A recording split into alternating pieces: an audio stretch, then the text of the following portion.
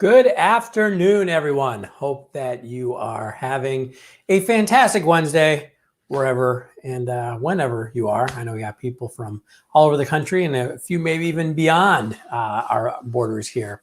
What a great thing about online networking, borders don't matter.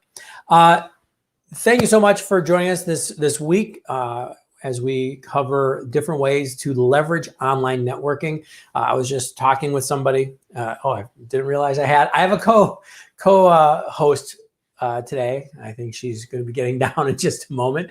But I was just talking with a colleague today. We were doing some Zoom networking, and we were really talking about how online networking is kind of one of the things we can still do today, right? We can still be on LinkedIn. We can still connect on LinkedIn, as well as hang out at home, cook food, binge watch Netflix, good stuff like that.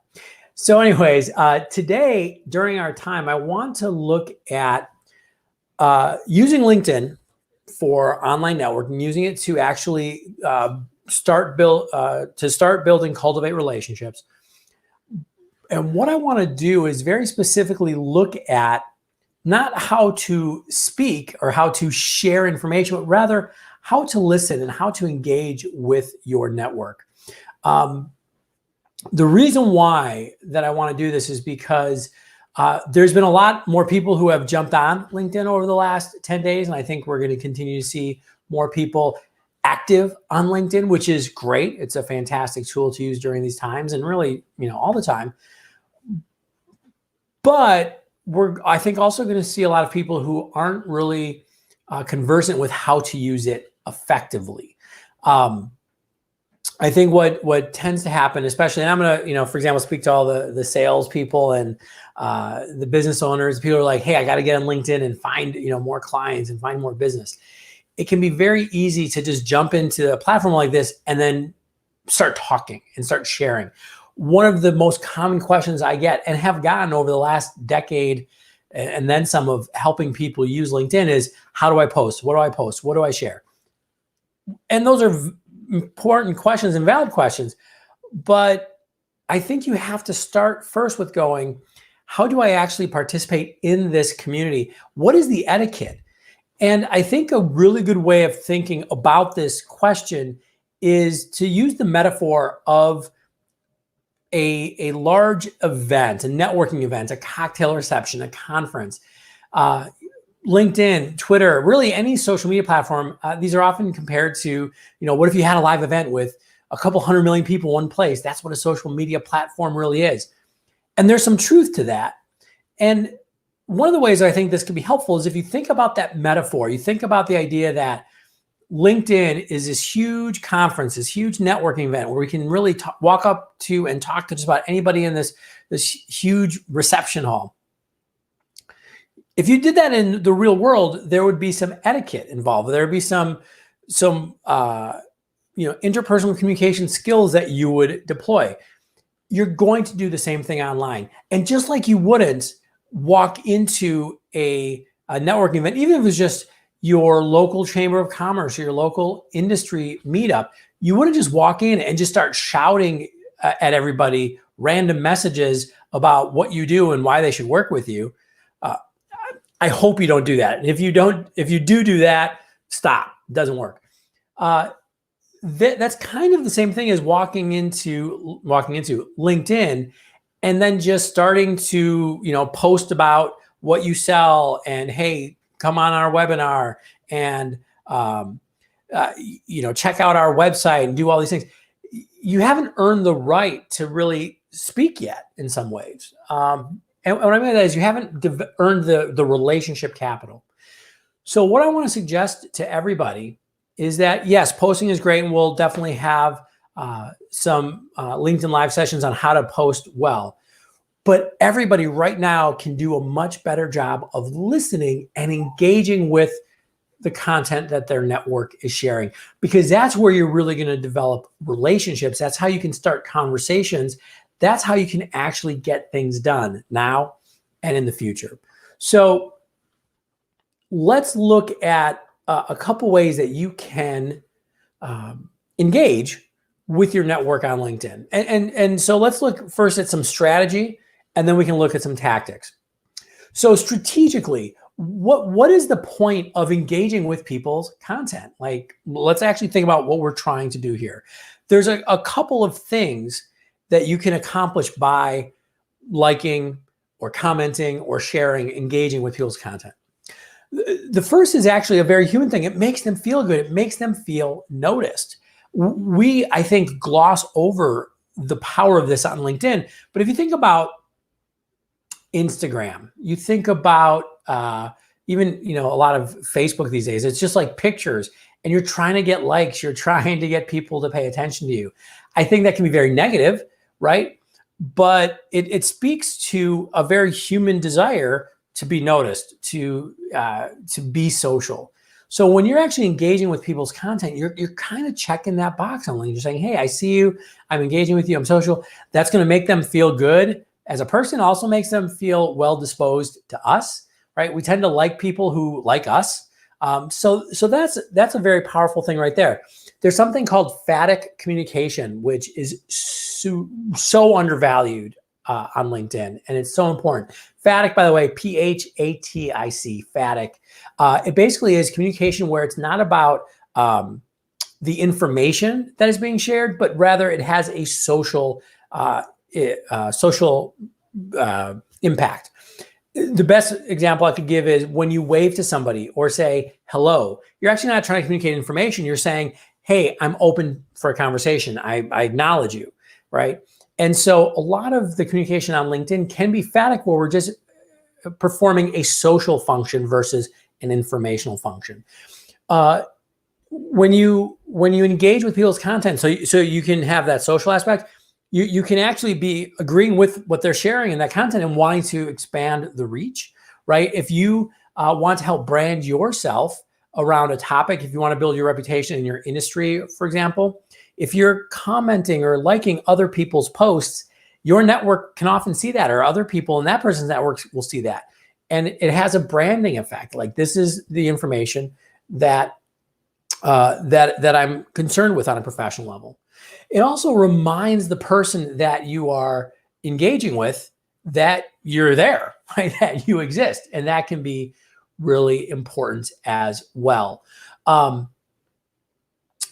And also, and this is kind of this is important, but it's something that I have to kind of put here with an asterisk. When you engage with people's content, it becomes more likely that they will see your content and you will see their content. And I'm speaking right now about the LinkedIn algorithm, which determines what pops up in your newsfeed. The reason I have to put an asterisk there is we actually don't know, right? LinkedIn is not telling people exactly how their newsfeed algorithm works, because I don't want people to game it. I get that.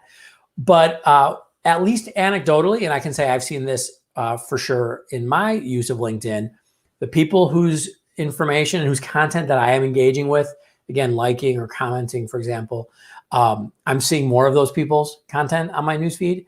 And, conversely, I think they're probably seeing more of mine, which is good. So these are all some of the goals that we can accomplish. And so if we think about this strategically, connect all of these with the goals that you currently have, with the things you're trying to accomplish, whether that is trying to find potential clients, whether that is trying to find a potential employer, whether that is trying to position yourself as a thought leader in your industry or in your space. And maybe even thought leader is kind of a too big of a name. If you just want to have a reputation, if you want to be known as somebody who is an expert in this area, it could be trying to find a partner. It could be trying to find an employee, right? Whatever your larger business goals are, think about how you can funnel those into your online engagements. Think about those bigger goals you would have if you walked into an in-person event. If you were like, hey, I need to find some new clients. Well, one of the things I might do is start conversations with prospective clients. And that means I would start a conversation. I would ask them, I would listen into what they're saying and what they're talking about.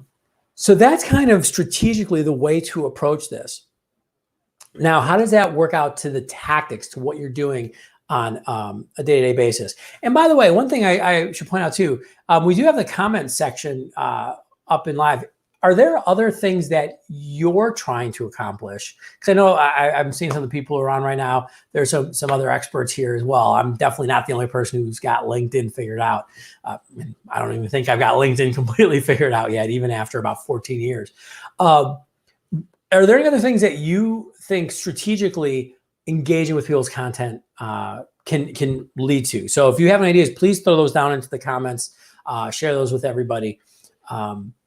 Or if you have any questions on any of this, I should say, I mean, one of the reasons I'm doing LinkedIn Live videos versus just, randomly putting out videos that I've pre-recorded is so I can answer any questions that you have so that we can actually have a conversation around it.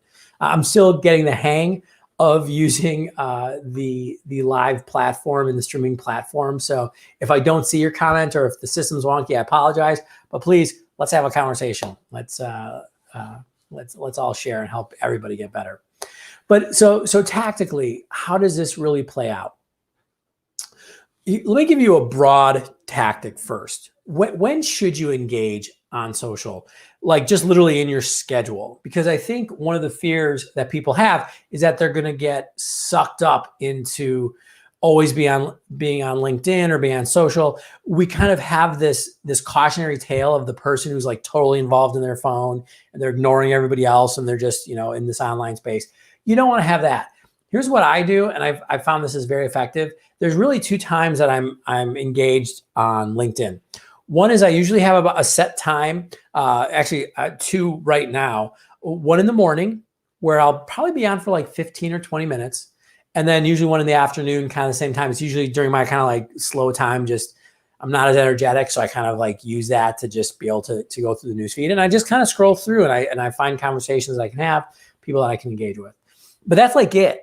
The only other time that I'm on my newsfeed is usually if, and it's not happening a lot right now, but when I was out in the world, for example, I'm waiting for a train. I take public transportation here in Chicago. You're waiting on the L at the L platform. You got 5 minutes. Hey, that would be a good time where, I would sometimes scroll through and look for content to engage with. So that's, I think, a practical step. You don't have to be on LinkedIn all the time. Don't be afraid that you have to. If you're just on like once a day, even, I think you want to try to find a time once a day, maybe every other day, but beyond that, it's hard to really stay current. Exactly. So that's how I do practically. Next, when we think about the 3 different types of engagement you can have, I think there's really 4. The first is just reading it, right? Reading people's content or watching a video. That is the first step. You're getting information from them, something you could use down the line. Really valuable. The second is a like, right? And that's such an easy button to push. That is the strength of the like button. That is the weakness of the like button. Because it's so easy, you can see somebody's content, you can do a quick like. And that can be value. It's you don't have to really dive into their content a lot. Maybe you don't have time. Maybe you do read it. You're just like, hey, great. You have the like button. There's all the other reactions there. I still pretty much use like most of the time, but you can use the love. You can use the celebrate. You can use the insightful one. This curious one, I think, is kind of been, people don't really use it because I think what they're trying to do is go, oh, that's very interesting. But it's even the symbol itself is kind of like, I don't know if I believe what you say. So I would stay away from that one. But yeah, thank you for all the reactions that just popped up. Appreciate it. But what that does, and again, why I like the like button is it is easy. I don't have to, I might not have a lot of time to engage with that content. I can do that. Or, and this is really important, the first time that I'm going to engage with somebody's content. So here's a deep dive. If there's somebody that I want to start a relationship with, right? Which sounds a little more highfalutin than I mean, like, hey, it could be a good prospect. They're at a company that I'd like to do business with, or just there's somebody like an influencer in my space. And I'm like, I'd love to have him on my podcast or something. I'd like to have a conversation. Sorry. Okay. All right. I get it. Thank you for all the insights. What I'll do is I'll use those reaction buttons to let them see my name once, right? So it's a very light touch. So maybe there's, again, for all the salespeople out there, instead of just hammering somebody with a sales pitch right away, which is stupid, because no, I'm sorry, the LinkedIn is inundated with cold LinkedIn messages. It doesn't work. It works a very, very small percentage of the time. Don't waste your opportunity. You're going to burn bridges. Instead, connect with them, see what they're posting, and then just do a like. Make sure it's legitimate. Like if you think something's stupid, don't like it. But like it, say, oh, that's insightful, whatever it might be. Do that once or twice, because then again, you're starting to get into their sphere of influence. And conversely, they're starting to get into yours. You'll see more of their content popping up. You're getting more information. And so that's really where I think the like and the reaction buttons have a place. They're great. They're a great icebreaker. They're a great place to start. Don't dwell in that though. And that's why I said the problem with the reaction buttons is that they are so easy. They don't have as much real impact. So you start there, or again, this will be something that I use a lot with people that are in my network that I know well. And I just want to give them that recognition, say, hey, I saw this great stuff, or hey, congratulations on that. Then we're moving into the comments. Now, one point I want to make about all of this is there's 600 million plus users on LinkedIn. There's people using it for so many different reasons. The people who are on this live right now, I'm just looking at some of them. I know that we've got salespeople, we've got business owners, we've got solopreneurs, we've got executives. Everybody's going to approach LinkedIn in a different way because they have different needs, different goals. So take what works. You don't have to take it all by any means. But what commenting is it's the next step. There's a lot of ways you can use this. One is to actually just express agreement, but a little more in depth than just a like. So if somebody, posts something, one of my colleagues just posted yesterday about, in fact, this topic of like, hey, salespeople, don't just jump on social media and start blasting everybody with cold messages. And I was like, hey, great. And it was long, and he had some great insights. I go, hey, thanks for sharing this, great insights. Glad you're sharing this kind of material. That, it was kind of an affirmative message, but again, a little more than just a like. If you have a question, and this is a great thing. If you want to start a conversation with somebody, ask them a question. A prospect, a potential employer, somebody else in your space posts about something or shares a video, ask a question about it. Scott, I always mess up his name, Sambuki. It's not, I always say it wrong, but Scott's a great sales consultant out on the West Coast, runs a great podcast. He posted a video a few days ago about the top 10, and it's just like kind of 10 professional development tips. So it was really easy for me to be like, hey, Scott, this is great stuff. Really love number, I think it was 7. And then we actually had a quick conversation within that. And it was actually really nice of him. He even said, hey, D, this is actually similar to something you talked about in your book. We had D on our podcast. His book, Hyper-Connected Selling, is great. I genuinely didn't think he would plug me, but he did. So that's great.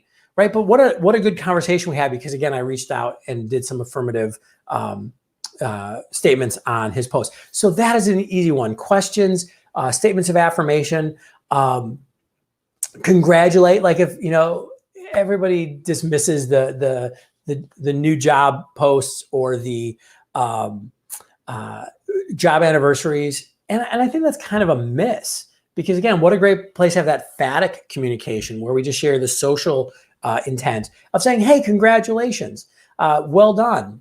That's amazing. 10 years. That's fantastic. Whatever it might be. Again, you're putting yourself on their radar in a little stronger way than just a reaction. One thing, and this actually does kind of annoy me sometimes, but I understand the reason for it. There's definitely a bit of an echo chamber that can happen on LinkedIn, right? I talk about this affirmation stuff, hey, if you say something to somebody who posted, it's, affirmative. There's a lot of, hey, I agree with you. I agree with you. You might not agree with everything that somebody posts. Don't say you do, of course, if you don't. But for example, in the sales and LinkedIn world, there's definitely opinions. There's different ways of approaching it. I said, I've seen stuff about what's happening with the pandemic, from sales trainers and smart people and people that are good intentioned, but that I have a very different opinion from. Your job is not to fix or be the police for anybody else's posts, right? If you do feel that it's worthwhile to have a conversation with somebody, do it respectfully, do it, just say, hey, that's interesting, but you also might want to think about this. Social media posts are not a place for nuance. It just doesn't track. If you really want to engage with that person, do it offline, or just send them a message. Say, hey, I'm really curious about why you posted that. I have a different opinion, but I'd love to have a conversation about it. There's nothing wrong with that. In fact, there's people who I've disagreed with that it's actually led to really good conversations and great relationships. But don't start a flame war. There's nothing good happens from that. I actually had a post a while back that was on a controversial topic, and I didn't do. Like I said that I was like, hey, people are gonna have different opinions. That's okay. Here's mine. And this guy that just went off and actually did a bunch of negative comments on everybody else who had commented. And I'm like, dude, I had to delete all of them. I'm like, you gained nothing from this. So the same etiquette that would apply in the offline world applies online. You wouldn't walk into a networking event and be like, you're wrong. I think you're an idiot. You're stupid. I hate you. How do you even know how to tie your shoes? You're so dumb. Yeah, you wouldn't do that, right? Don't do it online, because you're gonna have even less of an impact online, and it's gonna really destroy your brand. Nobody's gonna want to interact with you if you're being a jerk. So there you go. And again, there's a lot of different ways of using comments, but there's some easy ones right there. And then finally, you have the share button.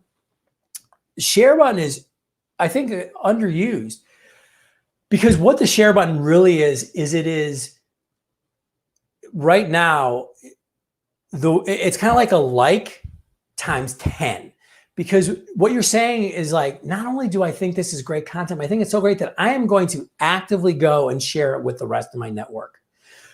So first of all, what a great way of being of value to your network. When there's so much great content out there, you're like, hey, here's a great article on how to sell. Here's a great video on how to network. Hey, this LinkedIn Live series has been great with D Fish. And we're going to keep doing these 11:30 the rest of the week, probably next week too. I think you should see this post about it. All right, I had to get a little self-plug in there somewhere. But doing that can be so valuable for not only sharing to your network, but then, wow, letting the person who originally posted it, that is a big way to give them some validation. And also a great way to kind of get on their radar. I'll tell you what, when people share stuff that I post, because I post a lot of content on LinkedIn, I love the likes, I love the comments, I love those conversations for sure. But when I see somebody has shared it, and here's a little tip: when you share, write a 1 or 2 sentence description about why you're sharing it, and tag the author, tag the person you're sharing it from, because it doesn't do that automatically. So when I see that people have shared my content, oh man, my heart gets warm. I like that person more. It's very self-validating. And again, I'm much more likely to start a conversation with that person. So another great way of getting on people's radar. So use that share sparingly. I'm not saying share everything, but you can probably use that a lot more than you currently are. And I realize I try to keep these to 15 minutes. We've already gone 25. Thank you to everybody who's been sticking around. As I said, we're going to keep doing these 11:30 tomorrow, Friday. My co-host Liam might be on this Friday, because I watch him on Fridays. If you were on last Friday's call, you know exactly who Liam is, and that he's way cuter than I am. If you found the stuff valuable, please feel free to share the post. The recording is going to stay up here on LinkedIn. We actually also have all of the recordings of this week's call on YouTube, and the link is in the post. We also did a whole series last weekend on managing uncertainty, because there's a lot of it around, and that playlist is also on YouTube as well. If we're not connected, feel free, reach out, send me a message, connect with me. If you also liked what we were talking about today, I write a ton of articles. I've written a book on LinkedIn, but I've got a lot of free articles. at my website, davidjpfisher.com/blog. Check them out. And if there's anything else I can do to help you understand how to navigate LinkedIn and online networking more, let me know. Tomorrow, we're actually going to go back to one-on-one online networking. We're going to talk about how to have a great Zoom call, right? How to do a 30-minute Zoom conversation, video call with somebody that maybe you don't know that well, but we're going to make it comfortable or at least less awkward. And we're just about to have a really great conversation. So that's what we're going to talk about tomorrow. And then Friday, we'll be doing some wrap up. We'll actually be talking some more about how to use LinkedIn as well. And as I'm telling everybody right now, it's crazy times, but be patient, be kind, take care of one another, because that's what we can do. There's a lot of scary stuff out there, but if we work together, we're going to have the best possible solution out of this or results from these crazy times. And also, if you do go out in the world, make sure you're thanking the people who are really making things happen and don't always get enough respect. The delivery drivers, the person working in the grocery store, the bus driver, the person who they have the same fears we do, but are going to work every day, making sure everything keeps running.